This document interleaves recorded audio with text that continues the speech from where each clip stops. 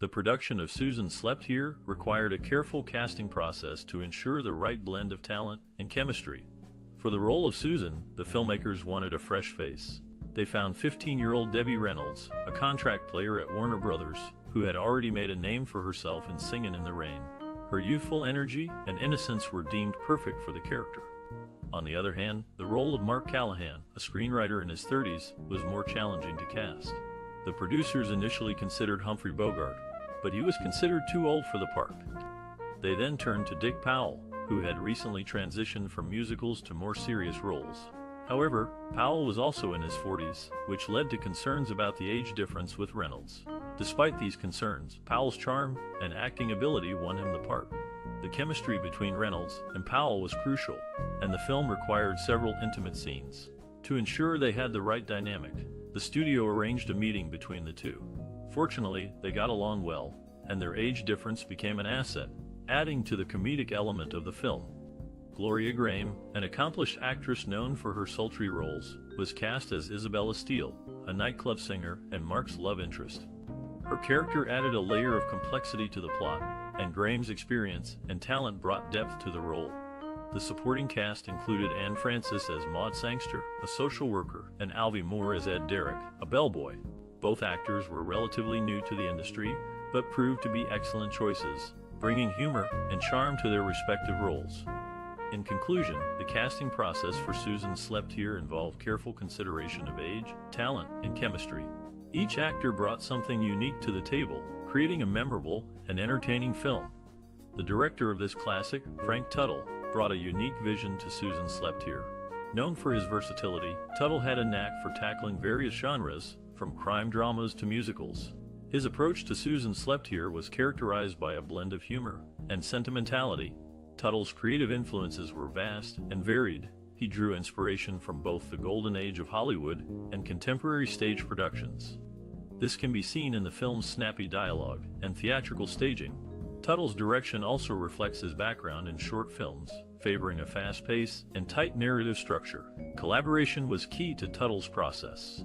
He worked closely with cinematographer Charles Lang to create a visual style that complemented the film's lighthearted tone. Their collaboration resulted in a bright, cheerful aesthetic that mirrored the optimism of post-war America. Tuttle's relationship with the cast was equally collaborative. He encouraged actors to contribute to their characters' development, resulting in performances that feel authentic and engaging. For instance, Dick Powell's portrayal of a jaded screenwriter was shaped by his own experiences in the industry. The film's production design team, led by Lyle Wheeler, played a crucial role in realizing Tuttle's vision. They created sets that reflected the glamour and sophistication of Hollywood, while also highlighting its superficiality, a theme explored throughout the film. Despite being made over 6 decades ago, Susan Slept Here remains relevant today due to its insightful commentary on fame, love, and identity.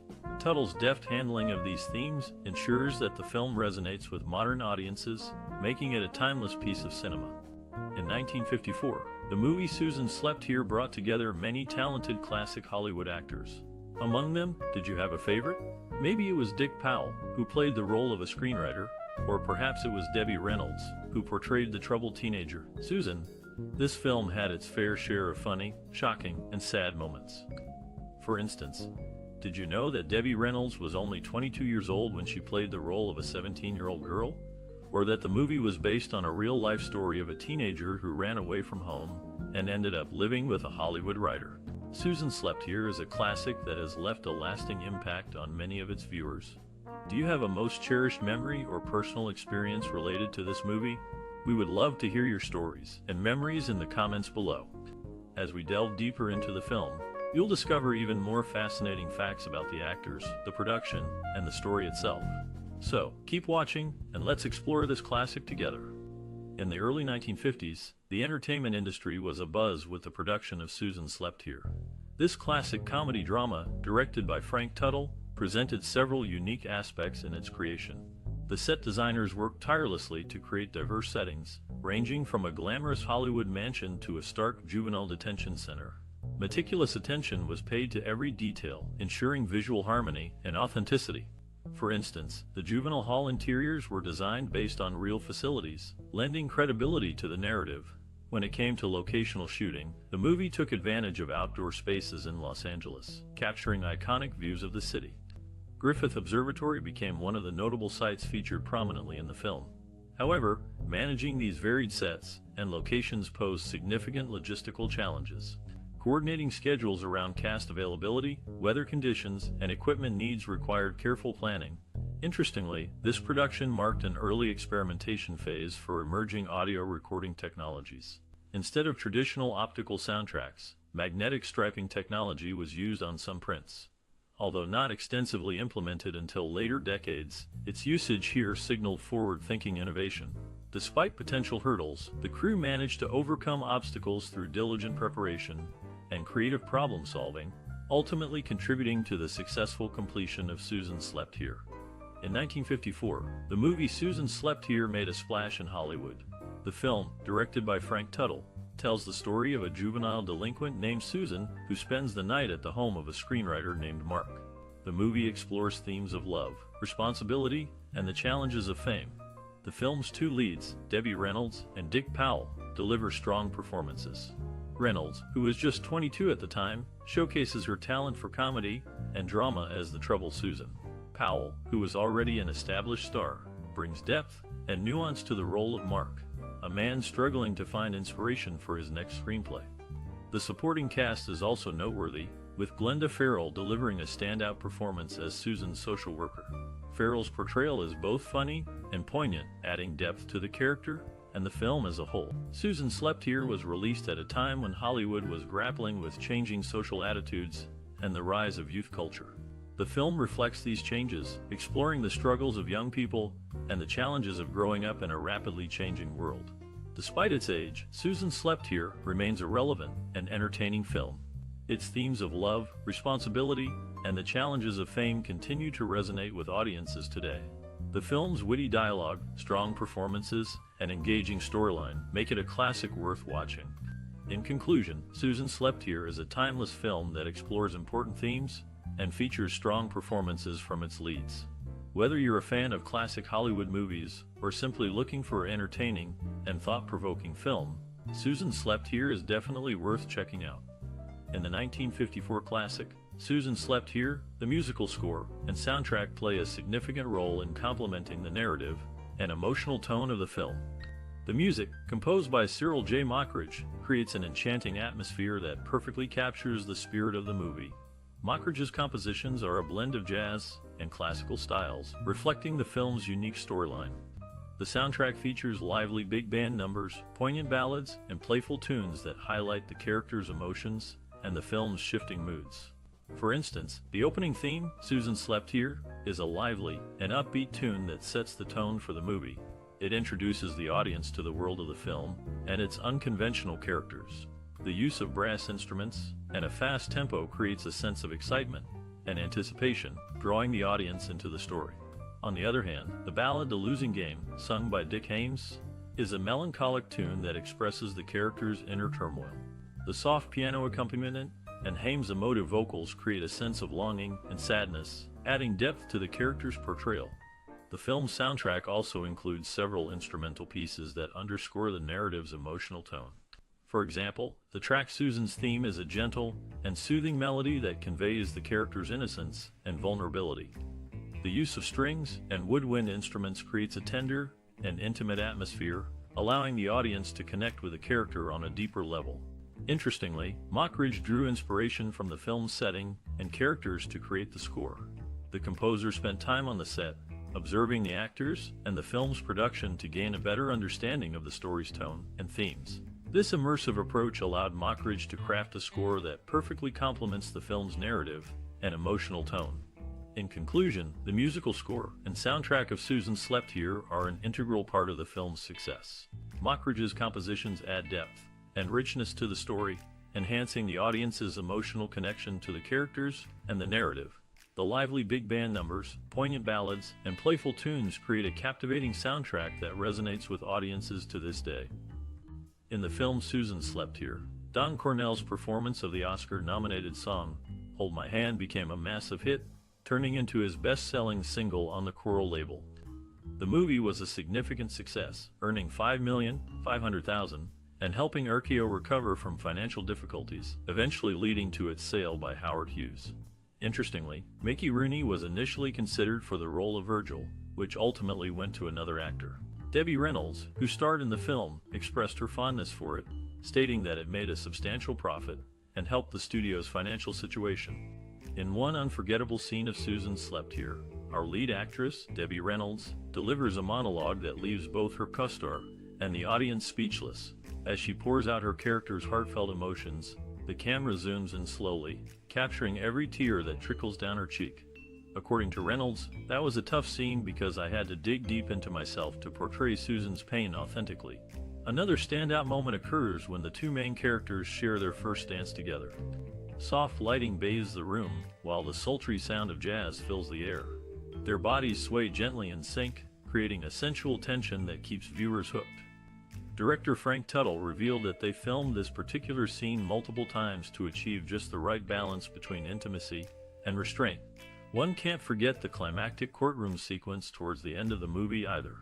Brilliantly lit by master cinematographer Charles Lang Jr., it features high-contrast shadows and dramatic close-ups of each actor. This creative choice adds intensity to the already tense atmosphere, amplifying the stakes of the trial for all involved parties. Lead actor Dick Powell recalled feeling particularly challenged during this part, but found his motivation through the powerful dialogue and intense emotion required for his role.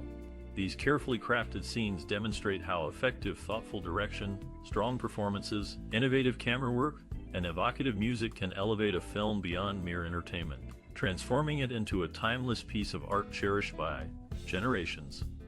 The movie Susan Slept Here was released in 1954. It stars two of the most widely heard voice actors from the 1950s, Daws Butler and June Foray. They are heard as TV actors in this film, but neither is seen on screen. In addition, Debbie Reynolds later admitted having a mad crush on Dick Powell. She stated that he taught her common courtesy and to treat her crew and colleagues with equal respect. The film also features a scene where Mark and Isabella's telephones have clip-on, colored plastic covers. Until the 50s, all phones were black. If you wanted a color phone, you had to buy one of the clip-on colored covers shown here. Set in the glamorous Hollywood scene, Susan Slept Here follows the story of a young delinquent girl who spends the night at a screenwriter's house, leading to unexpected consequences. This classic film, starring Debbie Reynolds and Dick Powell, left a significant imprint on its audience and popular culture upon release in 1954. The movie struck a chord with contemporary viewers due to its unique blend of humor, romance, and drama. Audiences were captivated by the unconventional plotline, which subverted expectations and offered a fresh perspective on the traditional romantic comedy genre. Furthermore, the film served up memorable performances from its leads, enhancing their appeal and solidifying their status as beloved figures in Hollywood.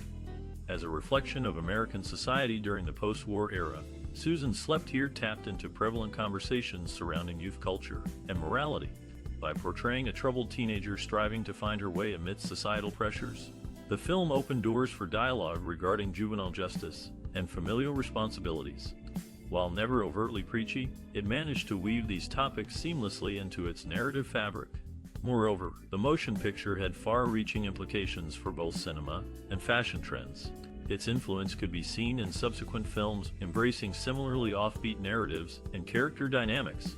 Additionally, costumes designed by Helen Rose became highly sought after, inspiring casual daywear styles for women across the nation.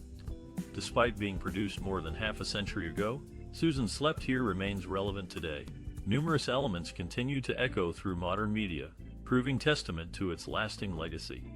From exploring mature themes with finesse to pushing boundaries within its genre, this timeless piece has undoubtedly etched itself into cinematic history. In the film Susan Slept Here, Lela Parsons, the mother of producer Harry Parsons, makes a cameo appearance, playing herself. The movie also features Dick Powell in his final feature film appearance before retiring from the industry. Powell's naval uniform in the film is noteworthy, with his character wearing ribbons for the Navy Cross, Purple Heart, China Service, Asiatic Pacific Campaign, World War II Victory, and Navy Occupation Service medals. However, the American campaign ribbon is conspicuously missing. As a recording artist since 1927, Powell recorded 2 commercial sides for the movie's score, including the title song and the Oscar-nominated Hold My Hand. However, he did not sing these tunes in the film. Instead, he danced in a pantomime segment dreamed up by Debbie Reynolds. This classic marked the end of an era for Powell, who had appeared in 58 feature films since 1932, leaving behind a lasting legacy in the world of cinema. Upon its release in 1954, Susan Slept Here received mixed reviews from critics. Some praised the unique storyline and chemistry between the lead actors, while others criticized it for being shallow and cliched. The New York Times described it as a cheerful and spirited little comedy, highlighting the performances of Dick Powell and Debbie Reynolds. However, Variety magazine called it a disappointingly routine romance. Despite the divided opinions, the film was nominated for an Academy Award for Best Story. This recognition solidified the creative team's talent and dedication to their craft, further motivating them to continue producing high-quality work. For screenwriter Steve Fisher, this nomination marked his third time being recognized by the prestigious award ceremony. The film also resonated with audiences, particularly fans of musical theater and romantic comedies. Many appreciated the lightheartedness of the plot and the charm of the two leads.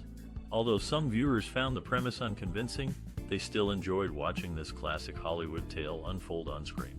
Receiving positive feedback and industry recognition boosted the careers of everyone involved in the production. Notably, director Frank Tuttle had already retired from directing before returning for one last hurrah with this picture. His successful comeback demonstrated the lasting impact he made during his career.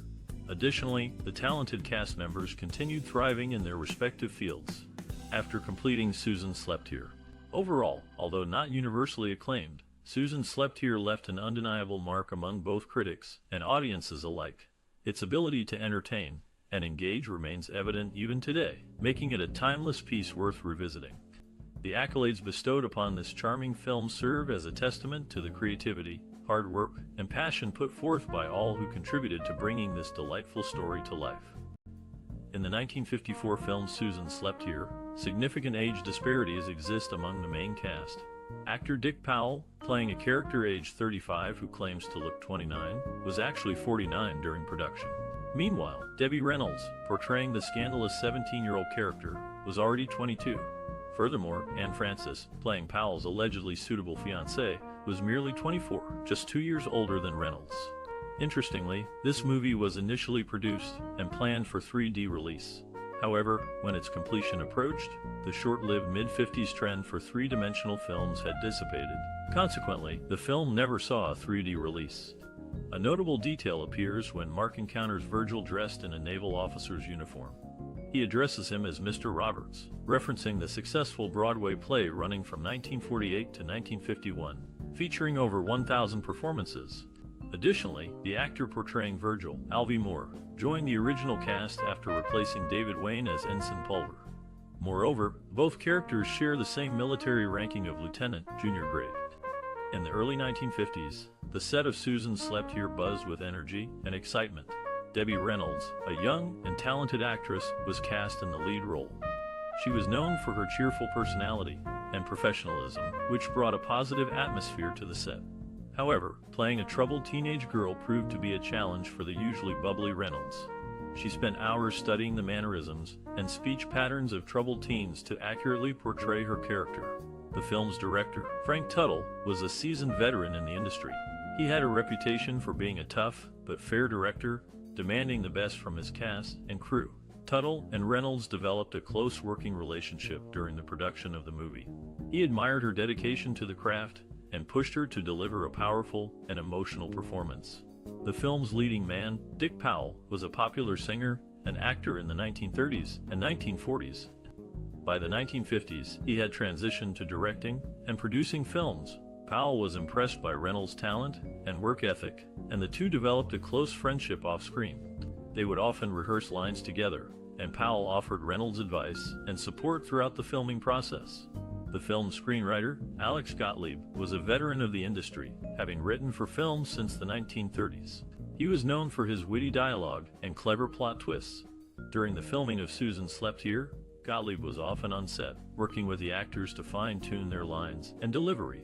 Despite the challenges and long hours, the cast and crew of Susan Slept Here formed a close-knit community. They would often spend their free time together, exploring Los Angeles and enjoying meals at local restaurants. The film's producer, Robert Arthur, even threw a wrap party at his home to celebrate the end of filming. Susan Slept Here went on to become a critical and commercial success, thanks in large part to the dedication and hard work of its cast and crew. The film remains a classic example of 1950s Hollywood filmmaking, showcasing the talents of some of the industry's most beloved actors and filmmakers.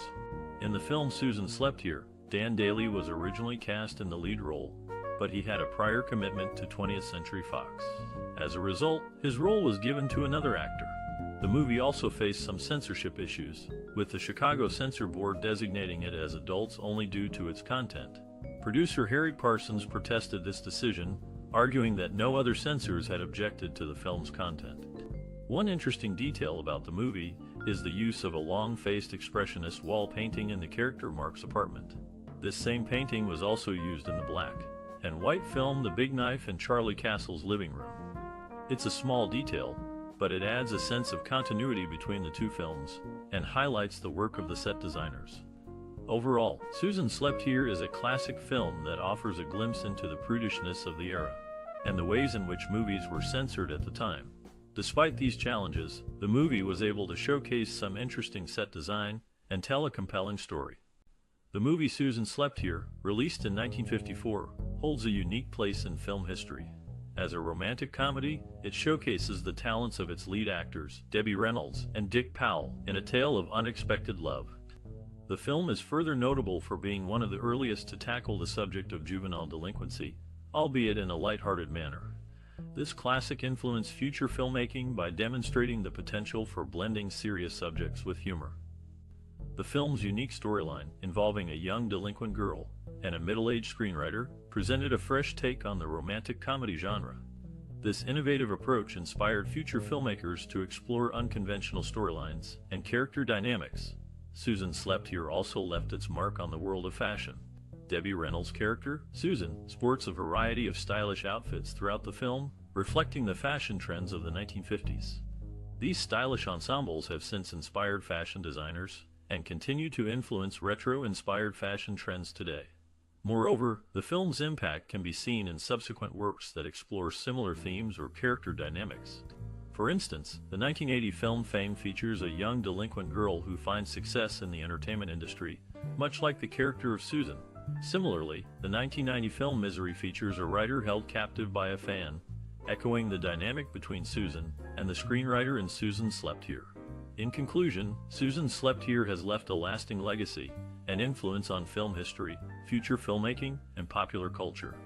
Its innovative storytelling and character dynamics continue to resonate with audiences and inspire filmmakers today. In the casting process of Susan Slept Here, several changes took place. Initially, David Wayne was set to play Harvey Butterworth, but had to withdraw due to scheduling conflicts with a play in New York. The studio then turned to RKO to borrow Debbie Reynolds from MGM and Anne Francis from 20th Century Fox for the production. As for the leading role, both Cary Grant and Robert Mitchum were under consideration before the part was ultimately assigned. In the film, the character Mark drives a unique 1953 Nash Healey Roadster, one of only 506 produced between 1951 and 1954. With a steep price tag of $6,000, it's equivalent to approximately $55,640 today. Interestingly, this isn't just any car, it's actually owned by the actor who plays Mark, Dick Powell. Film enthusiasts may recognize it from its appearances in 4 episodes of Adventures of Superman, where it's driven by George Reeves. Susan Slept Here marked a significant milestone for Dick Powell, as it was his last film as an actor, and his only appearance in a color motion picture.